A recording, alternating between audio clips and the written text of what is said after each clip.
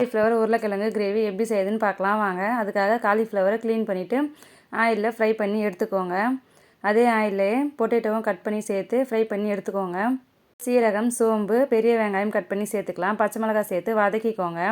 இஞ்சி பூண்டு விழுது சேர்த்து வதக்கிக்கலாம். ஒரு மிக்சர் ஜாரில் பெரிய வெங்காயம், பட்டை, கிராம்பு, ஏலக்காய், மிளகு, காஞ்ச மிளகாய் சேர்த்து அரைச்சிட்டு இது கூட சேர்த்துக்கோங்க. இப்போது குழம்பு மிளகாய்த்தூள், தனியாத்தூள், காஷ்மீரி மிளகாய்த்தூள், மஞ்சள் தூள் சேர்த்து வதக்கிக்கலாம். ஜாரில் தண்ணி சேர்த்து அலசிட்டு இது கூட சேர்த்து வதக்கிக்கோங்க. இப்போது நம்ம ரெடி பண்ணி வச்சுருக்க உருளைக்கிழங்கையும் காலிஃப்ளவரையும் சேர்த்து வதக்கிக்கலாம். இப்போ தேவையான அளவு தண்ணி சேர்த்துக்கோங்க. ஒரு ஸ்மால் சைஸ் தக்காளியை கட் பண்ணிவிட்டு இது கூட சேர்த்துக்கலாம். கிரேவிக்கு தேவையான அளவு உப்பு சேர்த்துக்கோங்க. இது நல்லா 10 நிமிஷம் நல்லா கொதித்து வந்ததும் கடைசியாக கொத்தமல்லி தூவிக்கலாம்.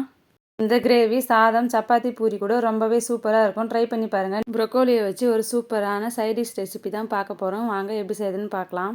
அதுக்காக ப்ரொக்கோலியை கட் பண்ணிவிட்டு 3 நிமிஷம் கொதிக்கிற தண்ணியில் சேர்த்துட்டு வடிகட்டி தனியாக எடுத்து வச்சுக்கலாம். இப்போ கடாயில் எண்ணெய் சேர்த்துக்கிறேன். இது கூட வெங்காயம், பச்சை மிளகாய், தக்காளி சேர்த்து வதக்கிக்கோங்க. இது வதங்கினதும் ஆற வச்சுட்டு ஒரு மிக்ஸி ஜாரில் சேர்த்து அரைச்சிட்டு தனியாக எடுத்து வச்சுக்கலாம். இப்போ கடாயில் எண்ணெய் சேர்த்துக்கிறேன். ஏலக்காய், பட்டை, கிராம்பு, சீரகம் சேர்த்துக்கோங்க. கட் பண்ணி வச்சுருக்க வெங்காயம் சேர்த்துக்கலாம். வெங்காயம் வதங்கினதும் நம்ம அரைச்சி வச்சுருக்க பேஸ்ட்டு இது கூட சேர்த்துக்கலாம். இது கூட ஒரு ஸ்பூன் இஞ்சி பூண்டு விழுது சேர்த்துக்கோங்க. இப்போ மஞ்சள் தூள், கரம் மசாலா, குழம்பு மிளகாய் தூள் சேர்த்துக்கோங்க. தேவையான அளவு தண்ணி சேர்த்துக்கலாம். உப்பு சேர்த்து கலந்து விட்டுட்டு ஒரு 3 நிமிஷம் கொதிக்க விட்டுக்கலாம். இப்போ நல்லா கொதித்து வந்ததும் நம்ம வேக வச்சு எடுத்துக்கிறேன் ப்ரொக்கோலி, வெள்ளை மூக்கடலை சேர்த்து நல்லா கலந்து விட்டுக்கோங்க.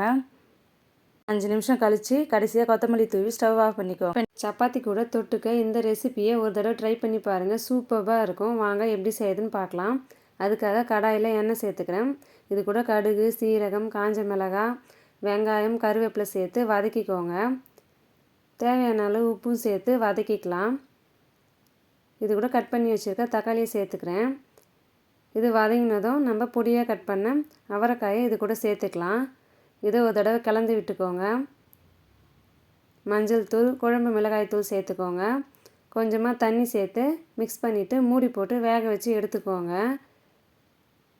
நமக்கு காய் வெந்து வந்ததும் இதில் 2 முட்டையை உடச்சி ஊற்றிக்கலாம். இப்போ இதை நல்லா கலந்து விட்டுட்டு 2 நிமிஷம் குக் பண்ணி எடுத்துக்கோங்க.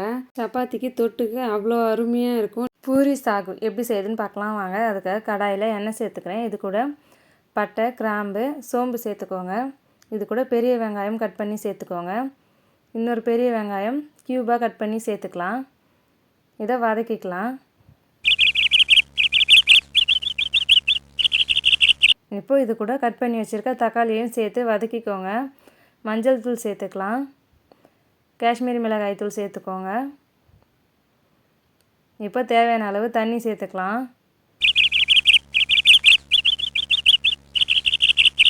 இது நல்லா கொதித்து வந்ததும் இது கூட ஒரு ஸ்பூன் சுகர் ஆட் பண்ணிக்கலாம்.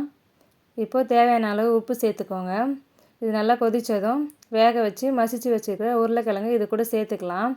உருளைக்கிழங்கு ஒரு 5 நிமிஷம் கொதித்து வந்த பிறகு கடைசியாக கொத்தமல்லி தூவி ஸ்டவ் ஆஃப் பண்ணிக்கோங்க. சிம்பிளான இந்த ரெசிபியை ட்ரை பண்ணி பார்த்துட்டு எப்படி இருக்குன்னு மறக்காமல் கமெண்ட் பண்ணுங்கள். தேங்க்யூ.